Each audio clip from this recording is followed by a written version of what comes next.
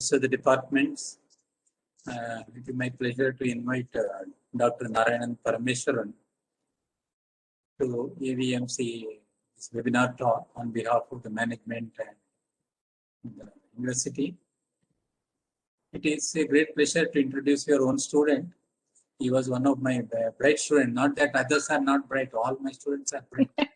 He is very bright. So, he has done MBBS, MD from JIPMER, DNB from the National Board. Then he is working continuously in JIPMER in various capacities. Presently, he is heading the Department of Paediatrics, and it is a very happy occasion to me. He is a humble and simple person. He does not talk much, but he shows in action. All postgraduates like him very much, because obviously, if you teach them and if you don't scold them, all postgraduates are very happy. So he's very nice to them. Then he has gone to Australia for 1 year training in intensive care. And he has other trainings, like he's a pulse instructor, and has been trained in critical care ultrasound. And he has several other trainings, like on clinical research methodology, fundamentals of biostatistics, and the incline training on leadership and management program. So several trainings he has undergone. In addition to that, online Oxford Harvard training in clinical trials, epidemiology and biostatistics. These trainings also he has undergone. He has got vast experience. He is a very learned person. He is very knowledgeable. He has got one provisional patent also on non-invasive body fluid monitoring. I wish that he gets a permanent patent for that. He has got 4 research grants, and total amount exceeds more than 10 crores. And he has published 68 papers in various national and international journals, and written about 5 chapters in textbook. He has been awarded International Rising Star Award for the best presentation in the World Congress of Intensive Care in Melbourne, Australia. So I don't want to come between you and Dr. Narayanan. I am sure that he will enlighten all of us on acute respiratory distress syndrome in children, how he manages, and also will answer your questions, whatever doubts you have. Thank you, Dr. Mahalakshmi. You can take over now. Yeah. Thank you very much, sir. Before we proceed, a few housekeeping announcements. This session is being recorded for academic purposes and also for posterior use. And if you go notice the right upper corner of your screen, you can see that this is being live streamed in YouTube also. So you can actually go back and watch this session whenever you want. And for the purpose of audio quality, I would request all the participants to mute themselves, and whatever questions they have, comments and discussions they want to have with the speaker, please use the chat box option. Over to you, Dr. Narayan. You can share the screen now. Thank you. First of all, I would like to thank Dr. Krishna Bhatt, my professor, and Mahalakshmi, and Dean, and the entire scientific team in AVMC for inviting me for this talk. I also thank Dr. Bhatt for such a warm and I think I don't deserve such a great introduction. But thank you, sir. I hope we can live up to your expectations, and it's a great honor to present in front of your teachers. So let us start the presentation. I just share the screen.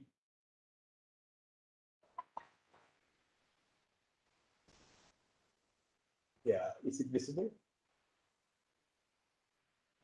Yes, Naru, you can go ahead. Yeah. Yeah. So today's topic has already been mentioned. That is Paediatric ARDS. We chose this topic because we thought it is relevant to the, already the Dean sir has said, that it is quite relevant to the current COVID pandemic. But there are a few disclaimers. I am not going to deal with the adult ARDS. I restrict myself to the management of pediatric ARDS because that's where our experience is.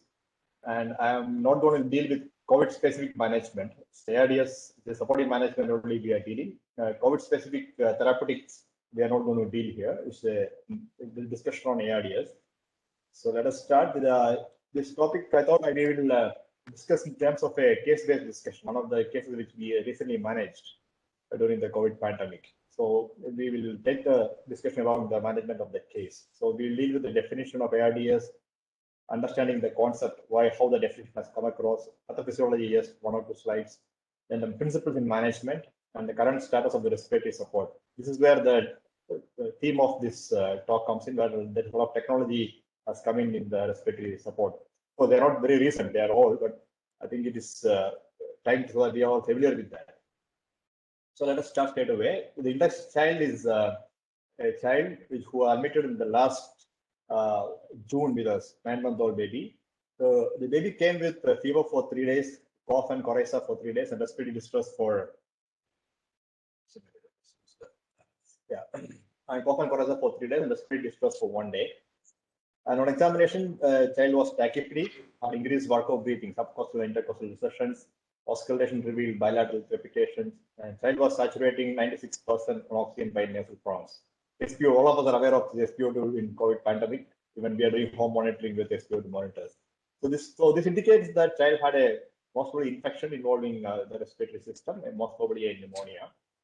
So the child was admitted with a diagnosis of SARI, severe acute respiratory infection. That is the current pandemic definition. The child tested negative for COVID by RT-PCR, and this was the child's chest X-ray at admission. As you can see, there may be a small hastiness on the left upper and mid zone. But the interesting thing is that there is pediatric people or the physicians may be noticing this. There is a small air leak sign here. The diaphragm is seen clearly. This normally you don't see diaphragm fully here. It's called a continuous diaphragm sign. So that shows that there is a air leak here. So child features of air leak, we consider diagnosis of necrotizing pneumonia which is producing damage to the lung and air leaking out of the lung. So the commonest organism in this age group should be a staphylococcus. So child was treated for that. Now the question for today's talk, its relevance is, does this infant have pediatric acute respiratory distress syndrome? We call it PARDS, pediatric acute respiratory distress syndrome. So child is a pediatric age group, so that is satisfied, and A is acute. So yes, this child had an acute illness lasting only 3 to 4 days. Of course, there's a respiratory issue, and distress is there, but we're not sure whether the distress is severe enough to call it ARDS, and why it's called a syndrome. We're not sure whether it's a syndrome. Okay, so we're not sure this child has ARDS. So let us see how we can define ARDS. So just to put the things in context, this is the history. So ARDS has been known only for the last maybe say 40 to 50 years. The first description was in 1967 by Oscillatory et al. They described around 17 adult cases which they call acute respiratory distress syndrome. These patients had multiple illnesses, like some of them had shock, some of them had surgery, some of them had infections, some of them had some chemical pneumonia.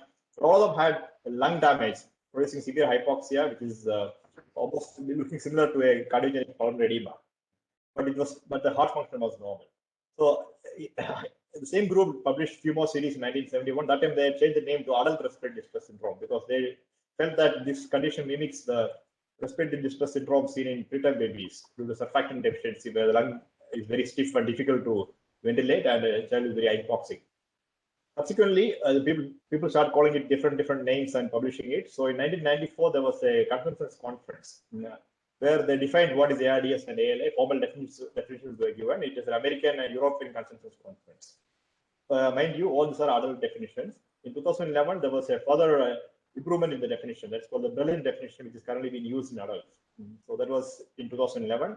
The pediatric definitions came only in 2015, actually. So the first definition of pediatric ARDS was by this group, the Pediatric Acute Lung Injury Consensus Conference, PALIC group. They defined what is ARDS.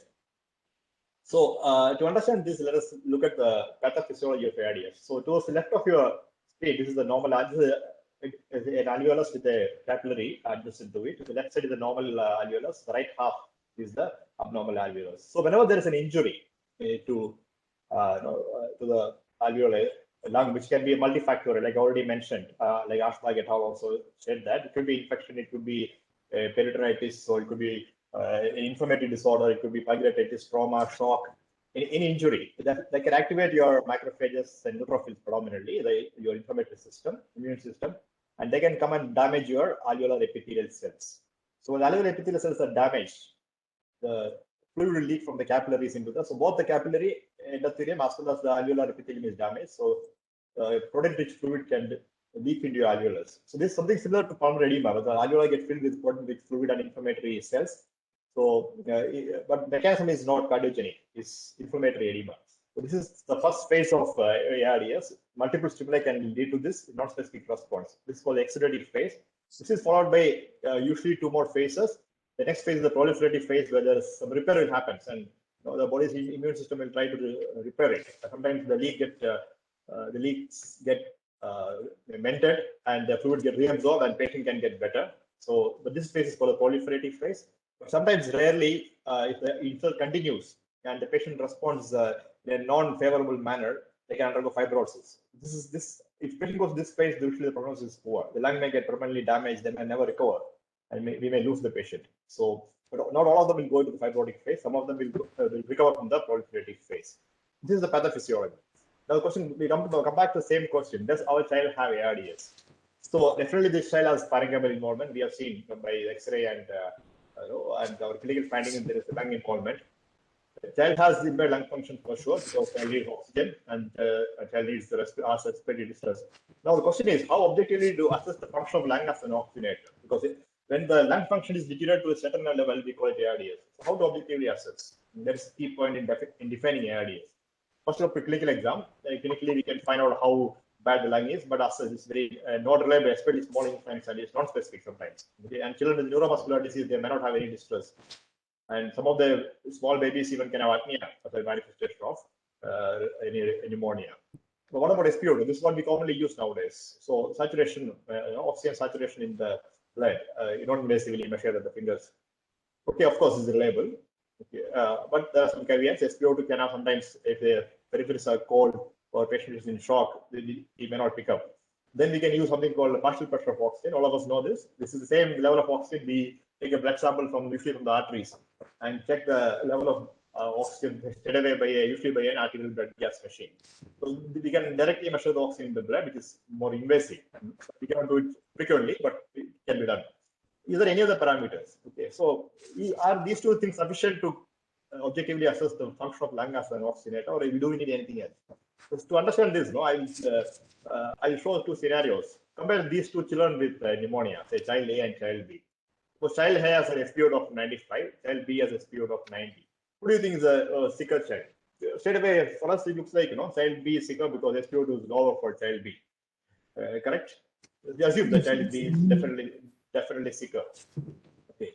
But suppose I give you one more information.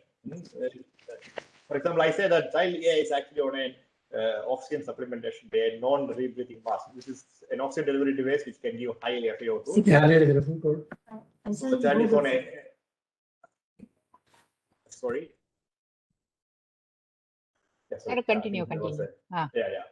So there was this child is on an FiO2 of 80% oxygen, and this child is on room air. So suppose I give you this information, then suddenly you realize that the child with SpO2 95 looks more sicker because child has achieved this with great support. But this child is on room air and is able to maintain at 90. So this is what I call is important. Not only the SpO2, the oxygen level in the blood has to be interpreted in the context of how much support the patient is on. So for this, there can be have a measurement of the objective measurement of incorporating these 2 things. So that's where the PO2 by FiO2 ratio or SpO2 by FiO2 ratio comes. So we take the ratio of these 2. What is the measured oxygen divided by how much oxygen is child is receiving? Okay, if you do either you can take it, you can use the PO2 in the blood, or you can use SpO2 in the SpO2 monitor, non-invasive monitor. Then it's called SF ratio. So normal values are above 400 for PO2 by FiO2 ratio and 450 by SF ratio. This is simple, correct? Suppose the SpO2 is 99 on room air. That means 99 divided by 0.2, because 20%, 21% oxygen, that will come to how much? Around 450 and above, correct? So that is for normal people. Okay. Now, is that sufficient? Now, with this information, let us look at these 2 children again, child A and child B. We calculate SF ratio for both of them. We realize that SF ratio is 119 for child A and 429 for child B. The lower these values, the worse the lung condition. Okay, so this condition definitely lung is much worse. SF ratio is much worse for child A. Okay, fine. Is that sufficient, or do we need something more? Okay, so let's compare these two children with pneumonia, child A and child B. Child A has a speed of 92, child B is 94. Okay, first glance we think child A is sicker, but now we are wiser, no? We ask for, no, I want to know how much supplementation patient is on. So child A is on 80% of FiO2 and child B is on 40% of FiO2. Oh, good. Then we will think that definitely which child looks sicker. We definitely say that child A looks sicker because higher FiO2 needed to maintain a score of 92. Okay, fine. Yeah, but then, so that's our impression is because we learned that SF ratio and we need to consider both of this. But then suppose they give you one more information saying that, yeah, here, this is the same thing I calculated. So SF ratio is lower for this child. So definitely this child is sicker.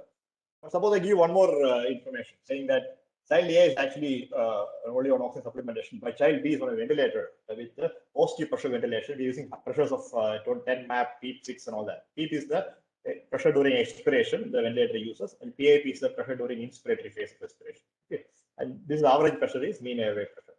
So that means, so we realize that this child, then suddenly the child B looks sicker, even though the child is going to have higher SF ratio.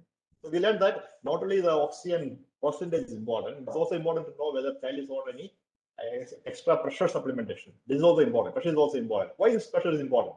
For that, let us look at the schematic diagram which I prepared this. This is an alveolus. Okay, this circle is an alveolus. This is the capillary, alveoli capillary.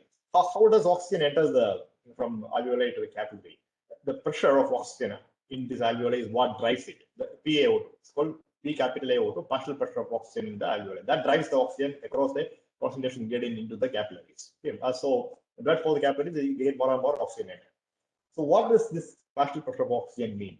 That means the pressure of exerted by oxygen in the alveoli. Suppose when we normally breathe, the alveoli has atmospheric pressure, and suppose it's it's sort of we call it 760, and normally around 1/5 is oxygen, correct? When we breathe, 20%. So the pressure exerted by oxygen out of the 760 in the alveoli will be around 1/5 of that. Okay, around 100 to 150, where water vapor also is there, of course. So around 100 to 150 will be the PaO2. Suppose I want to increase this PaO2. Correct. I can do two things. I can give more oxygen. So suppose oxygen FiO2 is 50%. That means out of this air in this alveoli, half is oxygen. Then out of the pressure of 760, half of the pressure will be exerted by oxygen. Then it comes 760 divided by 2, it will be 380. Suppose the alveoli is at atmospheric. Okay. So one way of increasing the pressure in the alveoli of oxygen pressure is to increase the oxygen content of the alveoli by increasing the FiO2. Another way also we can actually increase the pressure into the alveoli. This pressure can be made more than the atmospheric pressure by externally give positive pressure. Then suppose total pressure increases, then pressure exerted by oxygen also will increase. So we learned that partial pressure of oxygen, which is the pressure exerted by oxygen in the alveoli, it depends not only on the concentration of oxygen, but also depends on the pressure in the alveoli, the actual airway pressure. Okay, suppose in this scenario, suppose that 50% FiO2 is there, and atmospheric pressure is 760, total pressure in the alveoli is 760.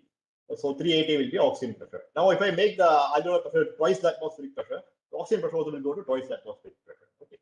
So now we learned that alveolar pressure of oxygen depends on is the pressure exerted by the oxygen in the alveoli, and that drives the oxygen into the capillaries. So that depends on two things: composition of air, the FiO2, as well as the pressure, the mean airway pressure in the alveoli. So now we realize that to get a complete picture of the lung of function as an oxygenator, we need to have these three parameters. So that's called oxygenation index. We need to have pressure as well as FiO2 along with the oxygen measurement. Okay, so these three things, if you take to the body, we get a complete picture of the damage to the lung or the function of lung as an oxygenator. So if you use PaO2, it is called oxygenation index. But if you use the same formula, if you replace PaO2, that is arterial sample, instead of that, you use SpO2, this is called oxygen saturation index. Okay, but it's basically the same. So this ratio, if it is higher, previously SF ratio and PF ratio, the lower the value, the worse the lung. This one, since we inverted it, we brought a PaO2 and SpO2 down. So the higher these values, the worse of the lung condition. Okay. So now we learned how to assess objectively the function of lung as an oxygenator. Now we try to define what is ARDS. This is the current definition given by of ARDS given by the Pali group in 2015. So age limit. All children expect the outside the neonatal age group. Okay, because neonatal age group, the pathophysiology, everything is different, so they are excluded from this definition. Timing is important. It should be an acute problem within 7 days of clinical insult. The ARDS cannot be diagnosed after 7 days of clinical insult, so it should be a recent problem. And the edema of the lung fluid filling of the lung, the alveoli filled with fluid, that should be respiratory failure should be not be explained by cardiac failure. So you need to rule out significant myocardial dysfunction. That depends on how you rule out it, depending on your local available resources. You can do an echo, or you can do clinical examination, X-ray, whatever is available to you. But you need to rule out a significant myocardial origin of the edema. Then imaging should show new infiltrates consistent with acute parenchymal disease. You should have some parenchymal infiltrates. It need not be symmetrical, but it preferably should be bilateral. But it need not be symmetrical. Then, if the patient is not intubated, then this is the definition. Patients are non-invasive ventilation. All of us know what is non-invasive ventilation. We use a mask or an interface or a prongs, and we use a machine to give air at higher pressure without intubating the patient, without putting a tube into the lung. So, if your patient is on non-invasive ventilation, then this is the definition. The PF ratio we use, because there we cannot get the map because we cannot measure it. So we don't have we use only PF ratio or SF ratio. This is the cutoff. If the patient is intubated, we use oxygenation index or oxygen saturation index. So then we classify them into 3 groups. Okay. So 4 to 8 of oxygenation index is mild, 8 to 16 is moderate, and more than 16 is severe. Similar values for saturation index are different. Okay. So this is how you diagnose pediatric ARDS. Okay. All right. Now, there is this same group also has given some definitions for patients at risk for ARDS, at risk, so that we can identify them early and monitor them carefully whether they're developing ARDS. So these are the definitions for that. I'm not going into too much in the details, but basically they don't meet the criteria for ARDS, but they're on some amount of oxygen supplementation. Okay. We skip that. We don't go into the details. So let us see. Now our child, a 9-month-old baby, has ARDS, yes or no? This child is a nasal prongs and SpO2 of 96. So this does not satisfy definition for ARDS, but it satisfies definition for at risk for ARDS. That means this baby is at risk for ARDS. So now we diagnose at risk for ARDS, we start management. So this is a timestamp of the child's events what happened over the next few days. So day 1, child had fever, respiratory distress, we diagnosed necrotizing pneumonia, and child was on oxygen prongs. Then by day 2, child had a sudden decreased air entry on the right side with the desaturation. This child already had air leak, he suspected pneumothorax, and child respiratory support has been escalated to a high flow nasal cannula at the FFF of 80%. An intercostal drainage was placed, and since child worsened, child was shifted to the ICU for further monitoring by end of day 2nd, day 3. And one child is ICU, child was on NIV. That means by prongs we are giving the controlled FiO2 and also PEEP of 5, some pressure by the machine, but child is not intubated.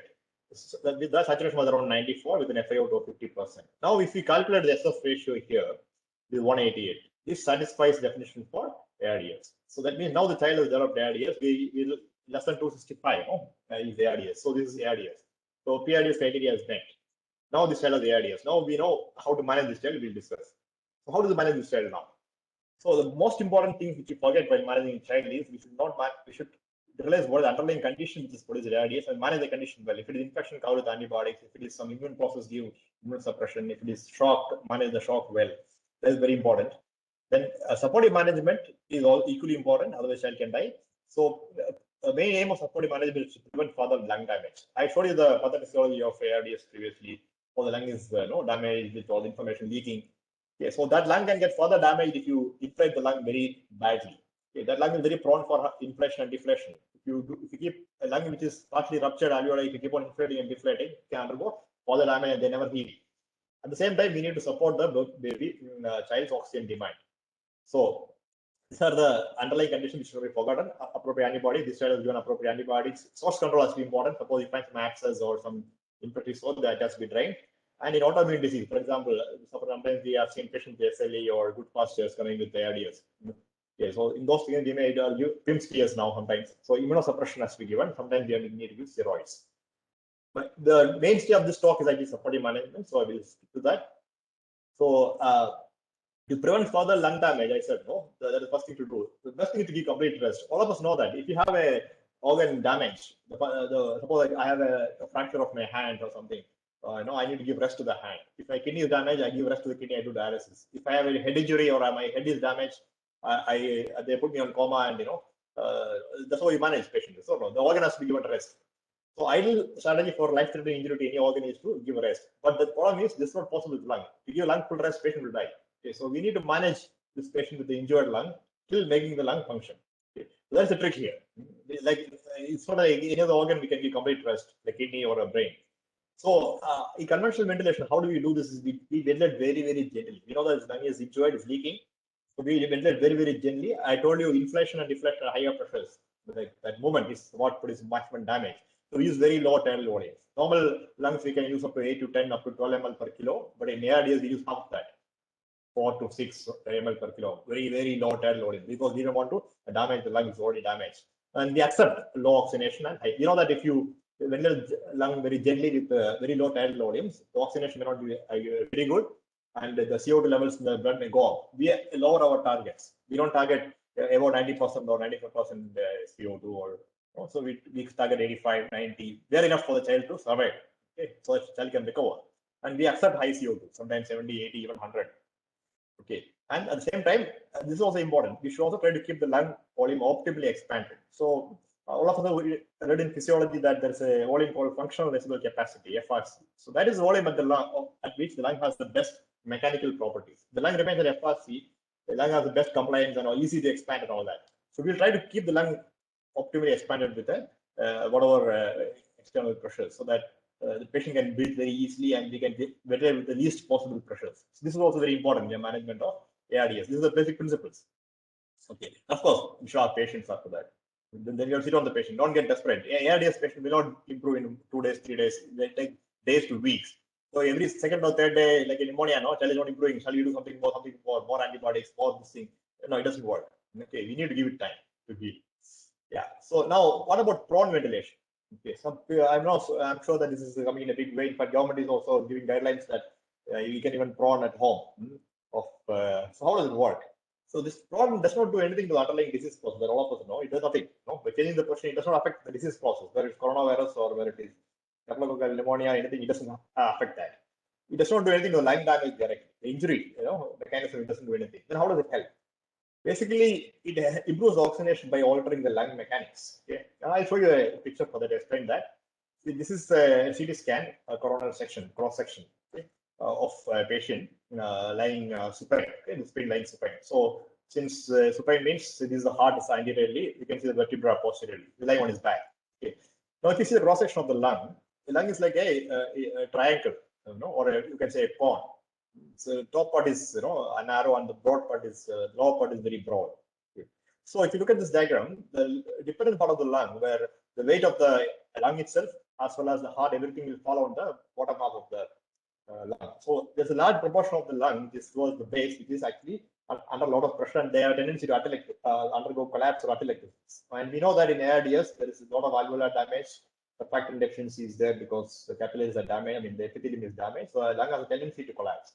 So this added pressure on the lung will make sure make these areas prone for collapse. So all of the alveoli will collapse off. And all of us know from physiology that the dependent areas of the lung gets more blood flow. So blood flow is more to the dependent area. So blood is coming here, but most of the alveoli are collapsed. So there will be a lot of ventilation perfusion mismatch. Okay, blood is not getting oxygenated. So this is what happens in a normal patient with ARDS if you lie down like this for some time. Anybody with it, not only ARDS, any significant parenchymal lung disease, if you lie down like this, these areas can collapse off. Now, if you turn this patient prone, in this next picture, you can see here, so now the patient is prone, you can see the vertebra has gone up, back is up, the heart is down now. So now the heart is the lung now, it looks like a same inverted triangle. Now the apex is down, the base is up. So most of the lung mass is now up. Okay. And whatever is only the apical part may tend to have collapse because of the weight of the heart as well as the rest of the lung. So most of the lung, which is collapsed here, if you just turn him over, all the collapsed lung will expand, and this will lead to better ventilation perfusion match. So this is what happens in prone position. Even right now, we have a patient in our ICU, ARDS, whom we just proned day for respiratory. So before proning, the cell was significantly hypoxia. After proning, the oxygen saturation improved, but the proning has done nothing to the underlying disease process. Okay, so it works because it changes the lung mechanics. That's how it works. But there's no point proning when sleeping normally, it doesn't make a difference. Unless your lung is parenchymal damage is significant, then only this works. Okay. So now coming back to our child, what happened? We diagnosed ARDS, we did all this to this patient, sort of proning. We did conventional ventilation, low tidal volume, and all that. And so this is the child's oxygenation index graph over the next 1.5 months. What happened? If you see the trend, the average OI is around 30. That's severe ARDS. No, above 16 is severe ARDS. Okay. And we know so by day 6, the oxygen index was almost 43 here. So the child was switched over from conventional to another mode of ventilation called HFOV, high frequency oscillatory ventilation. We'll come to that in the next slides. And by day, even after that, child was refractory hypoxia. There was despite HFOV. You can see that even after HFOV, the oxygen index never came down less than 30. It was, in fact, it peaked again, went up to 60, 70, and all that. So around this part, around this day, around day 13, child was in fact went on ECMO. Okay. So we'll discuss this other two management issues in the next few slides. So this is the thing we did on day 6 for this HFOV. This is the machine which we have. So this is a machine. This machine looks scary, but actually, it looks like a giant. But actually, it gives very gentle ventilation. So appearance are sometimes deceptive. This is supposed to be very gentle ventilation. So how does it work? So see, these two scary-looking tubes are the tubes which take air to the patient. One is the inspirated limb and one is the expirated limb, and there is a bellows here. Okay. So I'll describe in terms of a schematic diagram how this works. Okay. So here, what does this is an inspiratory limb. That means the tube which takes air to the patient, and this is the expiratory limb which takes air out of the patient. Okay. So there is a constant flow of air through this at a high flow rate and maybe a slightly higher pressure. This pressure is used to keep the lung expanded at FFF. Okay. So we keep the lung expanded at around say close to the functional respiratory capacity, optimally expanded. Then, but that expansion alone will not produce gas exchange.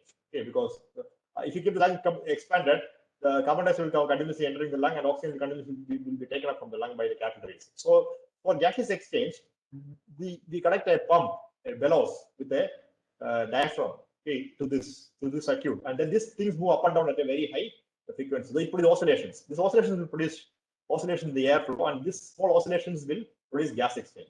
So this is how it works. Okay. So it looks a little strange how the small oscillations produce gas exchange. So there are multiple mechanisms for this. Okay. Nobody has fully understood it. There are so many mechanisms how this happens. If you just gently shake the lung, how the air comes out of it. Okay. So, but this is how. So this is why it is considered very gentle, because lung is kept expanded optimally at a volume of close to FRC, and then we produce low tidal volumes at a high rate. Small vibrations which produce small air movement. The small air movements due to multiple mechanisms which are we're not discussing into too much of detail. That's what needed for this talk. But there are this mechanism is not fully understood, but it produces gaseous exchange. Okay. So basically, HFO produces very small breaths that are delivered rapidly at 180 to 900, up to 900 breaths per minute. So we call it hertz. Okay. Starting from 4 hertz to 15 hertz, it can give. Okay. So 15 hertz means 15 into 60 by 900. So at that frequency, it oscillates. So this is a diagram, graph which shows the roughly how it works. So here, this is the pressure in the y-axis, and this is the time in the pressure time scalar this is. And the solid lines is the conventional ventilation tracing, and these dotted lines are high frequency oscillator traces, HFOV traces. So if you look at this, let us look at the conventional ventilator. How does it work? So this is the expiratory pressure, this is the inspiratory pressure. So during a breath, the pressure goes from expiration to inspiration, stays there for some time, comes down, then the next breath. So there's a lot of fluctuations in the pressure within the airways and the alveoli. Correct? So this we know that this can produce further damage to the lung. In HFOV, what it does is that it keeps a constant pressure around in the lung, kept expanded with a constant airflow in the inspiratory limb, say around 25 to 30. That depends on patient, depending on lung condition. So in this patient, we kept around 30. Okay, this constant pressure is kept. Then along the constant pressure, we produce small oscillations. These oscillations only actually produces the ventilation. It removes carbon dioxide and adds oxygen to the air within the lung. These oscillations, okay, because when they happen at very high frequency, they are sufficient to wash out the CO2 and impart oxygen into the air within the lung. So you see, the lung is kept expanded and then minimal oscillation. So this is very gentle on the lung. That's why HFO is considered very lung protective, especially for smaller babies and infants and newborns. Okay, so this is a favored way of ventilating especially for neonatology and pediatrics. We like this mode because we feel that it is very gentle on a baby's lung. But studies and others have not shown that. So if you look at the evidence, you can ask us, if you know that this is very gentle, why you didn't use this first time for the patient? You have the machine with you. As soon as the baby had ARDS, you could have used that. Okay. In fact, few of us believe that we should use that. but actual evidence does not show that. So this is the Cochrane systematic review on this topic. Okay, so if you look at high frequency oscillation versus conventional ventilation for ARDS, okay, this is the Cochrane review, the systematic review over multiple RCTs combined. There were two large RCTs in the beginning of early 2013 called Oscar and Oscillate. Okay, they both proved that this HFO is not very effective in adults. Okay, so these two trials have tilted the balance. So this is the current evidence for HFO. It does not reduce hospital and 30-day mortality due to ARDS. The quality of evidence is very low. And the findings of the systematic review says that they don't support the use of HFO as a first-line strategy in people undergoing mechanical ventilation. So they don't support it as first. So current evidence does not support it as a first-line strategy. Okay. So that's why we are currently using it as a rescue measure when conventional ventilation fails. So that's what we use in this patient. So we put this baby on HFO on by day 7 because conventional ventilation was not producing any improvement and child was in fact worsening. So this is the picture of the child on HFO. So here we can see the lung is significantly more whiter than before. So there are some areas of aeration, but lung is significantly more whiter. At least the air leak has settled. There is no more ICD has been removed. Okay. Yeah. Now, is there any other options at this stage? Any other advanced mode beyond conventional ventilation? There's something else called airway pressure release ventilation. This is another mode which people use for ARDS. We try instead of HFO or the conventional ventilation phase. So what is this airway pressure release ventilation? So we not go into the detail. We just look at the principle based on how it works. The working principle is that spontaneous breathing is better for bad lungs.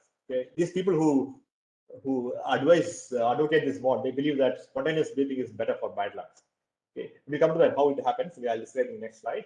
And so it leads to better recruitment and gaseous exchange of dependent areas in ARDS. Okay, so how to explain that? Look at this picture. So here what we are seeing is it's a spontaneously breathing patient. Okay, spontaneously breathing patient. So their diaphragm is the main respiratory muscle we know. And the lower part of the diaphragm muscle, the superior part as the tendon. So when the diaphragm moves, the movement is much more in the lower part, correct? The posteriorly, the excursion is much more.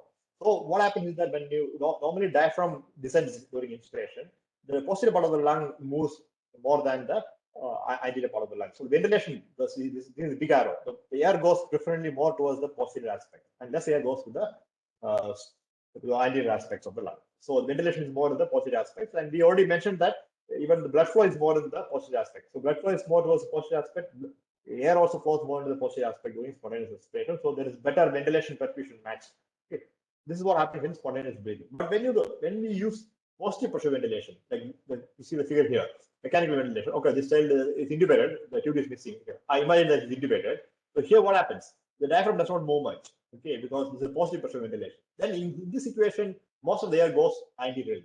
The dependent part of the lung gets less air, but actually those areas are getting more blood. But there is a mismatch between ventilation and perfusion. So this is what happens in ARDS when you do conventional ventilation. So these guys feel that we should encourage spontaneous breathing.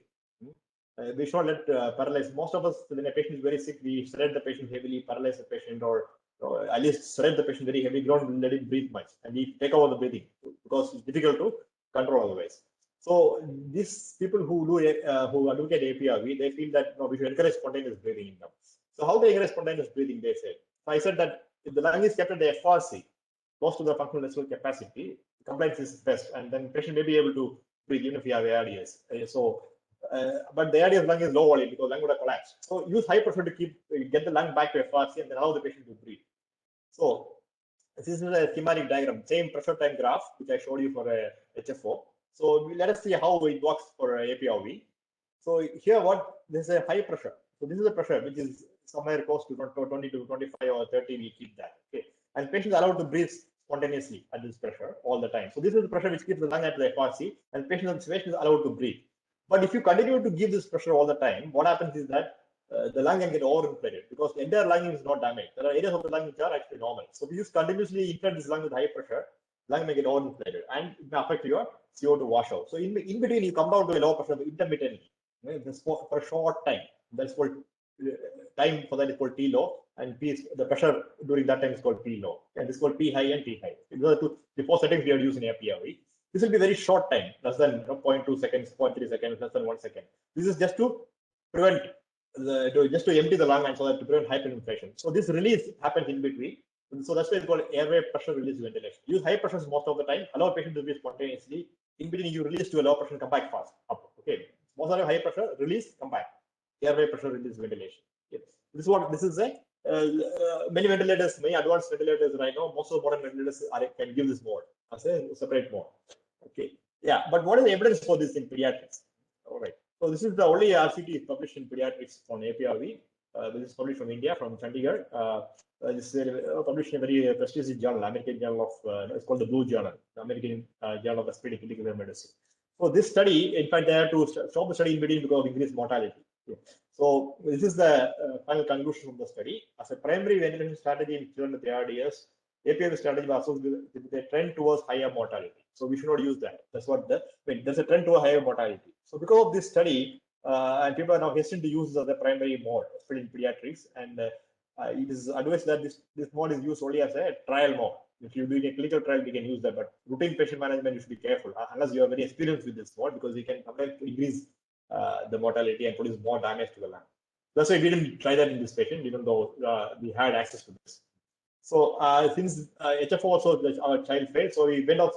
We put the child on ECMO, on by day 13. So these are the ECMO cannulas. You can see this is the cannula taking out blood from the right atrium and giving back into the aorta. We'll discuss this in the next few slides. So this is a history of ECMO, which I'm not going to go into details. ECMO is started around 1960s, and it's also an around 50 to 60-year-old intervention. It's not a new one, but for us, many of us, it is very new. So there is a ECMO registry. It's called Extracorporeal Life Support Organization. There's an organization here, so they keep the registry. So how many ECMOs are happening throughout the world? People. So if you see, look at this graph. This is a picture from January 2020, like 1 year last year's graph. So if you see this red lines are the number of centers in the world which are doing ECMO. So in 1990s it was less than 100. Now by 2019 it has gone up to almost 450. Now around 450 centers in the world are doing ECMO. And this blue line is the number of ECMO runs, number of patients put on ECMO. It was very less, say around 1,000 patients in 1990 to by 2019 now almost 12,000 patients are put on ECMO. Okay, so the rapid increasing, especially after around 2008-9, there was a rapid exponential increase in ECMO use. This happened during the COVID last H1N1 pandemic. A lot of patients went on ECMO. After that, there's increased interest and suddenly it come up. Now COVID pandemic also ECMO is picking up. So maybe after COVID pandemic, you find again one further spike in ECMO.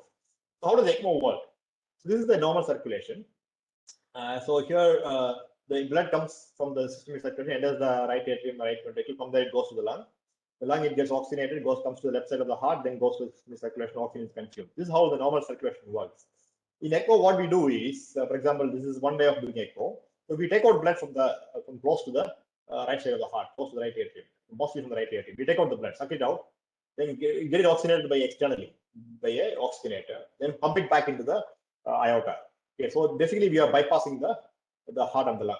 Okay, we create a bypass circuit, and so the normal cardiac output flows like this, and when you put ECMO, the ECMO will flow like this. So if suppose the ECMO flows, you take out all the blood reaching the heart, almost completely empty the heart, and then oxygenate it and give it to the aorta.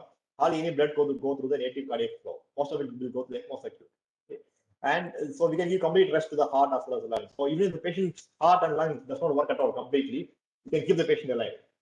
Of course, the patient will not leave unless the heart and lung recovers. So whatever the disease producing the heart and lung damage has to recover. This is only a supportive management. You can support the heart and the lung completely until the patient recovers. So this is how the ECMO works.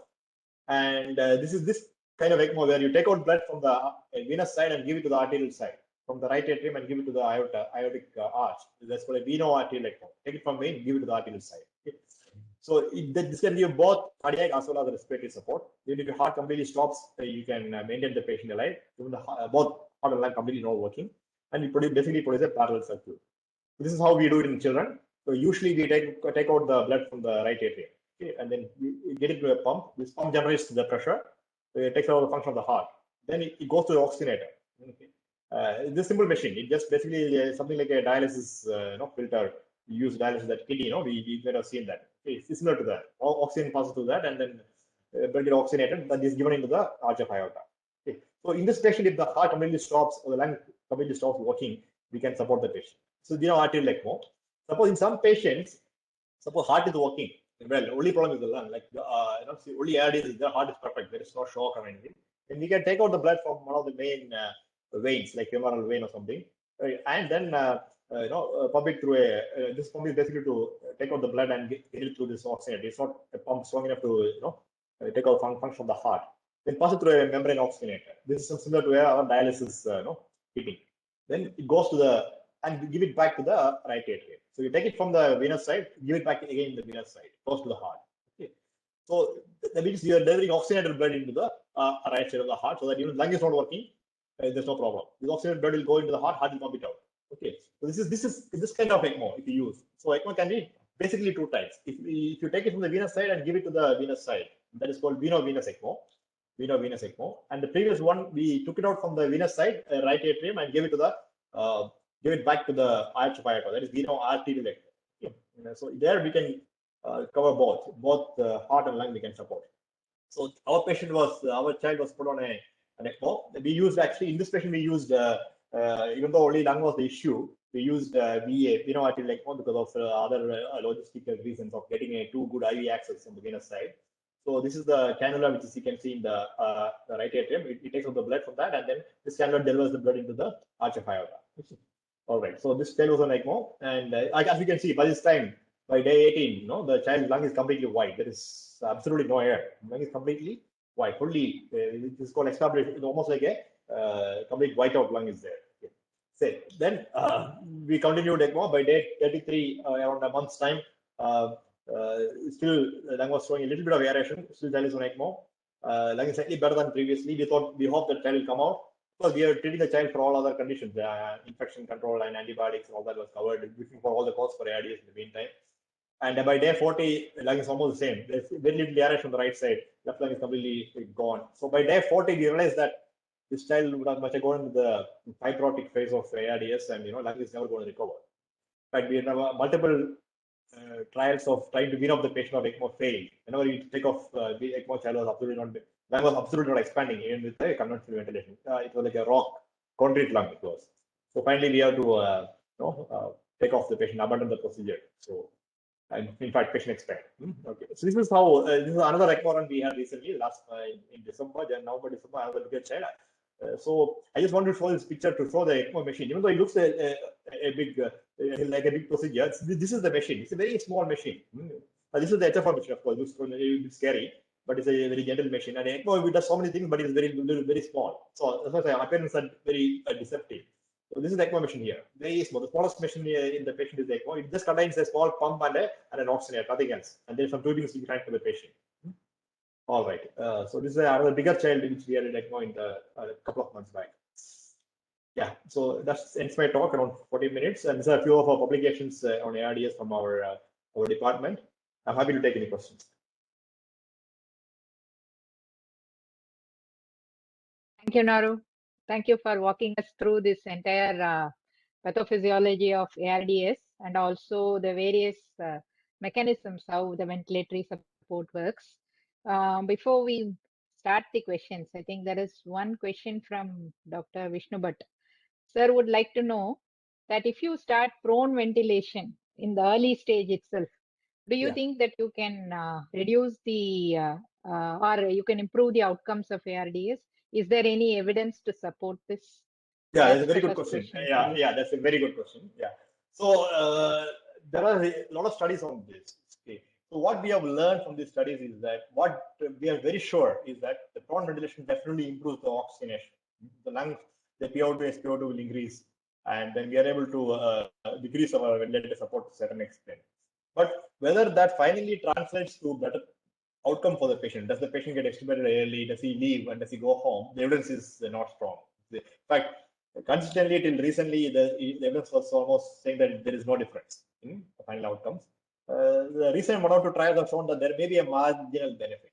Okay, so as of now, the current state of evidence says that final outcome not much benefit, very extremely doubtful benefit, only for making our day-to-day life easier if you do prone the patient, because we can manage with much lesser settings and we feel happier seeing a better oxygenation. Yeah. Okay. There's this campaign by Government of India, right? Backing up. That is what I think they are calling this, where they say that recruitment of the lung alveoli is much better if you keep the people in prone, especially in COVID status. Is there, because I remember distinctly when you were talking, you said that doesn't seem to work much in normal people, but especially when you are battling with some respiratory problem, it might. So do you think that is based on real scientific evidence what this campaign is coming out with? Yeah, I see. If you're at home and if you don't have much oxidation problem, then I don't think this bond will, looking at the scientific aspect of it, it may not benefit you much. If your lung is significantly damaged, the parenchyma has significant damage, and then you're hypoxic, and if you lie down, it's pain for a long time, you can develop your hypoxia can worsen. And some of the hypoxia can improve if you can. So that's not applicable for at home. I feel that only for hospitalized patients, especially, it will be most useful for patients in the ICU. Even in the wards, I don't think proning is going to help much. Yeah, maybe instead of giving 5 liters of oxygen, maybe you may need 4 liters of oxygen if your lungs are really bad. But that is not going to affect the way whether you finally survive or you go to the ICU or you go home. Those outcomes, I don't think it has any significant impact. Yeah, thank you. Can you actually tell us a little bit more about the role of corticosteroids in ARDS? I think that was something which I was looking for in your talk. Yeah, I purposely avoided it. That's one controversial area. So, do you think that we can take that as a question? Yeah, definitely. It's a very interesting question. I mean, I know it's a holy grail, and there are innumerable trials. Steroids is one drug which all of us love. When we have nothing to in our hands, and when we are pushed against the wall, we always use steroid as the last weapon. So there are a lot of trials in ARDS, and all of us are aware of the recent recovery trial results in COVID, which says that steroids improves outcomes in people with bad COVID who need hypoxia, basically who are need respiratory support or who are on the ventilator. So as a concept, it makes some scientific sense. So, but there are, as we know, steroids is a double-edged sword. So when we give steroids, it suppresses the inflammation. So if the cause of ARDS is predominantly an inflammatory damage, say for example, you aspirate kerosene or something, or you have a chemical damage, and then or you have an inflammatory disease like SLE or where the inflammation is driving your ARDS, then of course it works beautifully. A steroid will produce a traumatic response. But if you are having a serious infection, say some very bad bacteria, and that actively damaging your lung, and then at that time, if you give steroids to the patient, that can be counterproductive. Okay. But if you're like how it is working, this is my personal opinion or my personal view. How it worked in SARS coronavirus, COVID-19 is perhaps because most of the patients who go into ARDS by COVID, that is happens in the second week after 10 days, 11 days. By that time, the virus has disappeared from your body. And what is driving that process is your body's dysregulated immune system, which has gone kind of haywire. So if that is the main problem driving the ARDS, of course, steroids will help. So the issue is when you have a patient in front of you, how can you be sure that what is driving the ARDS is not the bug assets straight away actually producing, multiplying in alveoli and producing damage, or is it your some kind of inflammatory response which is primarily driving it, or what is the balance between these two? So that's why studies in ARDS, there are a lot of studies in steroids in ARDS. Some of them are shown that increased mortality, some of them are shown benefits. Overall things are shown that it is of questionable use. My personal view on that is that there's definitely a subset of population in ARDS where steroids is beneficial. As of now, we are unable to identify them very early enough in a very objective manner. If you're able to pick them up in an objective manner, then in that subset, I'm sure steroids will make a difference. Giving it universally to every ARDS may not be a good idea. But I think in COVID, I think ARDS, you should use it because evidence is quite strong for that. In other ARDS, I think you have to take a decision at the bedside, depending on what you think is the main pathophysiology in that patient. And in future, some biomarkers or something may come up, or some scoring system may come up where we can reliably identify the subset of patients with ARDS who will benefit with steroids. Yeah. I hope I did not make it more confusing.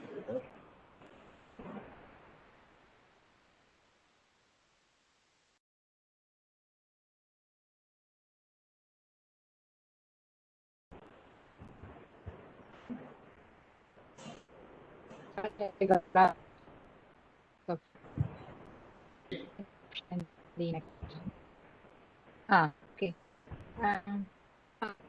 But would you like to say something?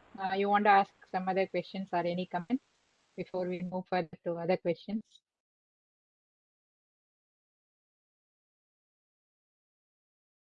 That's it.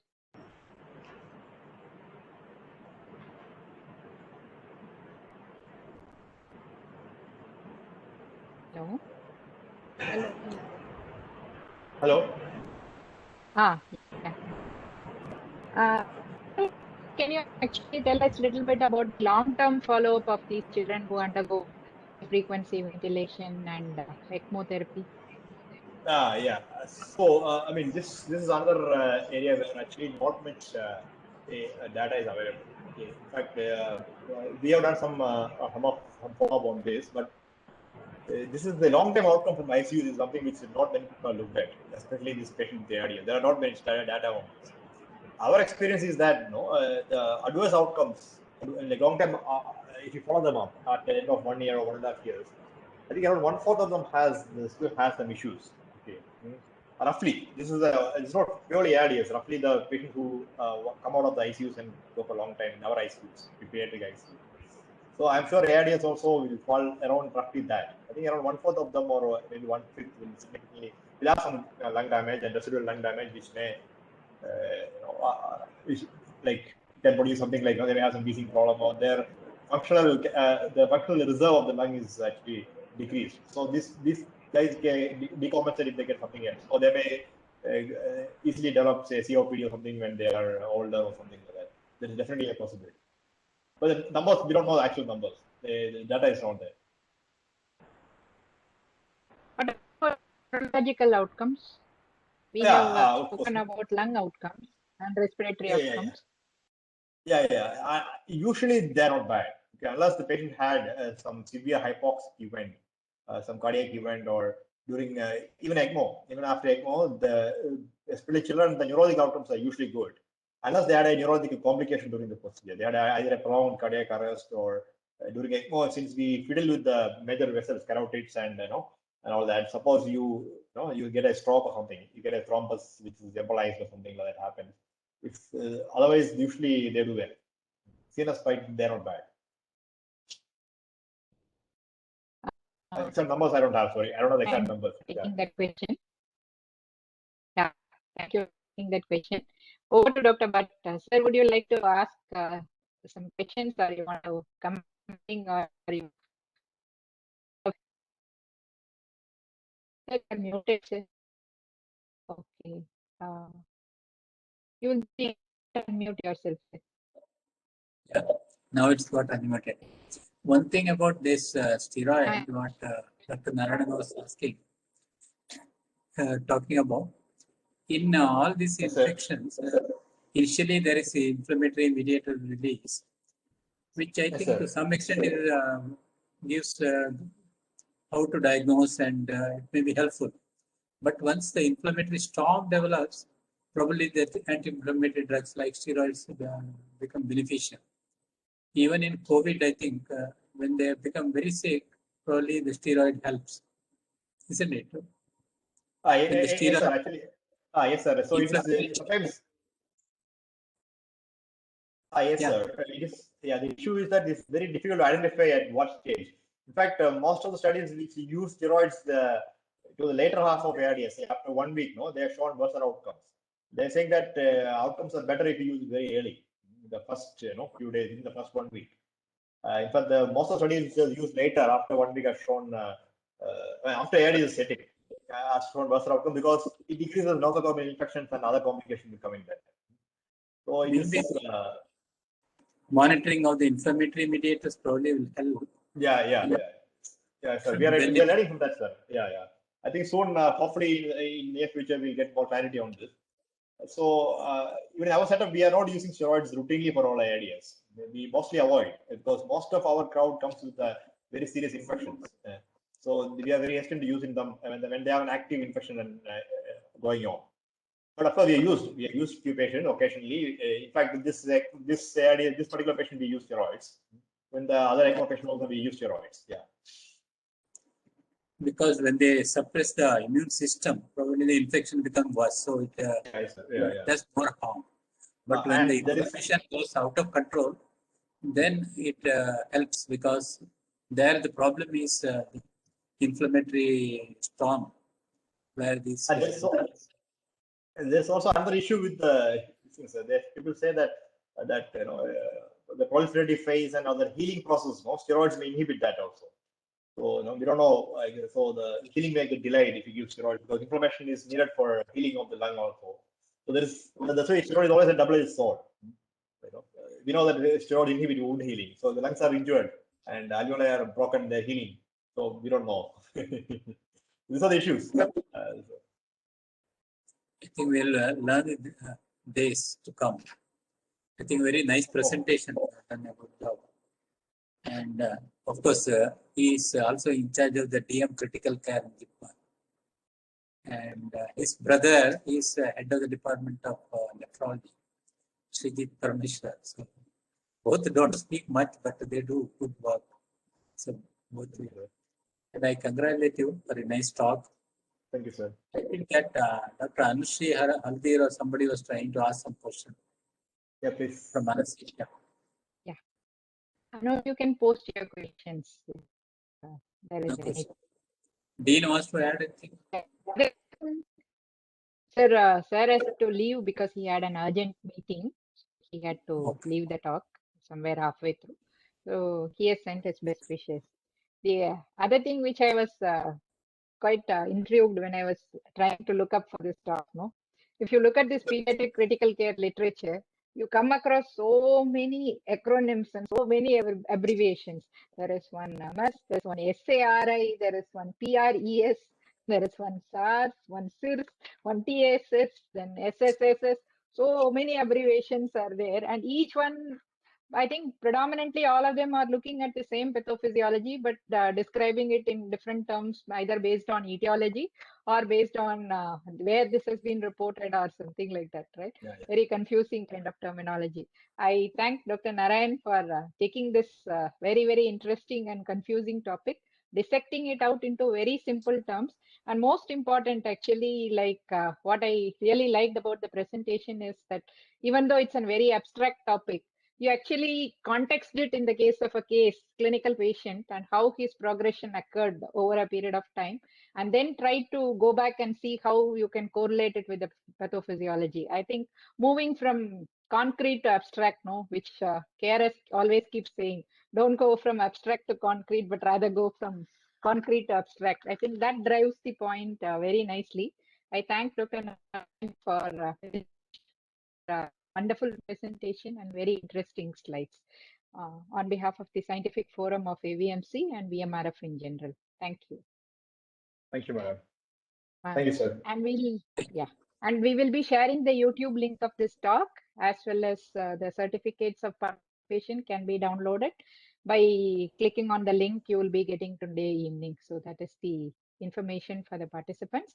And we will be back again at 3 o'clock. We have a very interesting talk lined up next week also. We are going to talk about peripheral vascular disease and what interventions can be made for peripheral vascular disease. And we will take it in the context of diabetic patients with peripheral vascular disease. What is new and how we can actually do. That is the talk for next week. So Dr. Shekhar, he's a consultant vascular surgeon. He was formerly the HOD of vascular surgery unit in MMC Chennai. So he will be giving the talk that is going to be on next week. So we'll see you till then. Till then, stay safe and have a good time. Thank you very much. I will close this meeting now. Thanks, Narayan. Thank you, sir. Thank you. Thank you, Narayan. Thanks, sir.